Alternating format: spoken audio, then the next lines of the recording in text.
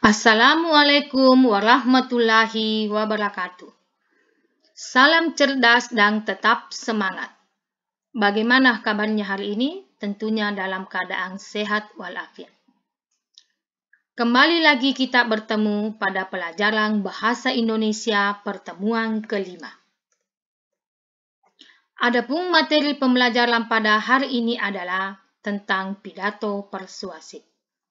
Dengan kompetensi dasar, menelaah struktur pidato persuasif tentang permasalahan aktual yang didengar dan dibaca. Indikator pencapaian kompetensi. Yang pertama, menjelaskan pengertian teks pidato persuasif. Yang kedua, menentukan struktur teks pidato persuasif. Selanjutnya, tujuan pembelajaran. Tujuan pembelajaran yang akan dicapai pada hari ini adalah setelah mengikuti serangkaian aktivitas pembelajaran, diharapkan peserta didik mampu menjelaskan pengertian teks pidato persuasif dan menelaah struktur teks pidato persuasif tentang permasalahan aktual yang didengar dan dibaca. Selanjutnya, kita lihat pemahaman konsep tentang apa itu pidato persuasif.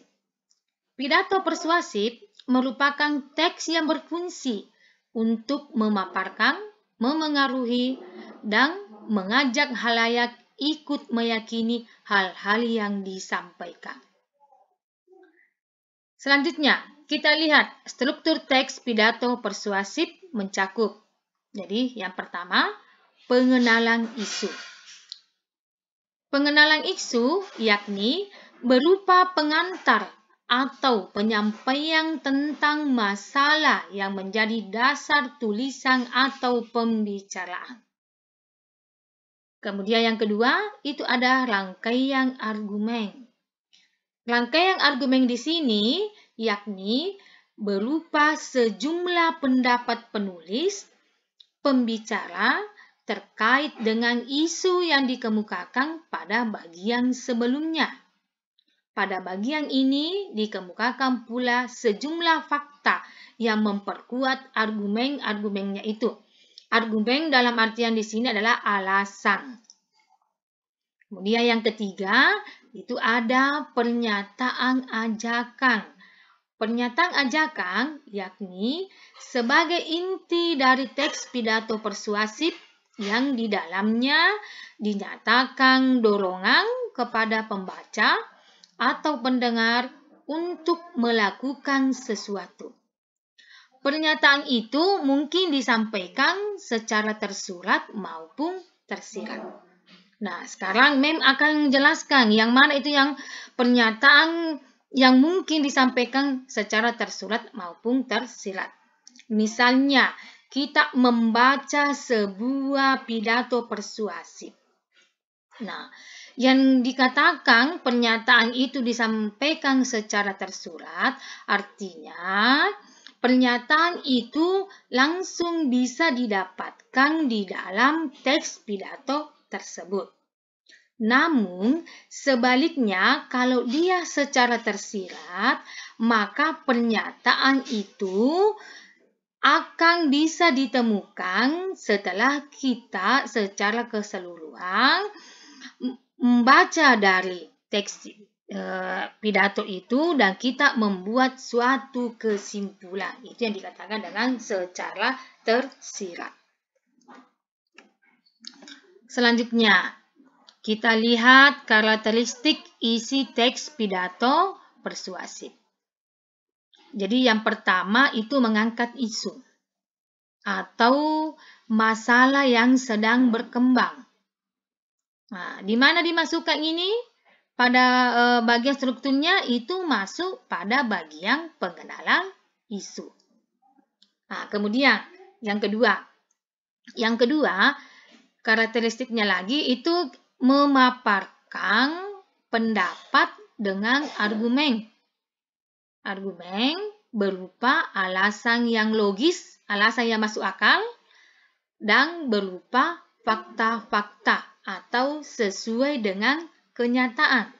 Nah, kalau dimasukkan di bagian struktur teksnya, maka dia terdapat di bagian rangkaian argumen. Selanjutnya, karakteristik isi pidato yang ketiga, yaitu mengandung ajakan, dorongan, pesan, rayuan yang bersifat persuasif. Nah, ini tentunya kalau dimasukkan di dalam struktur teks pidato persuasif, itu terdapat di bagian ajakan. Nah, sekarang kita lihat model telaah struktur teks pidato persuasif. Jadi yang pertama itu tentunya kita mengidentifikasi bagian-bagian teks pidato yang telah dibaca atau didengar. Nah, kemudian yang kedua, menelaah karakteristik informasi masing-masing bagian. Dan yang ketiga, menggabungkan informasi dan telaah masing-masing bagian sehingga menjadi satu bentuk teks hasil telaah dari teks pidato persuasif. Nah, sekarang kita lihat contoh teks pidato persuasif. Nah, tentang virus corona.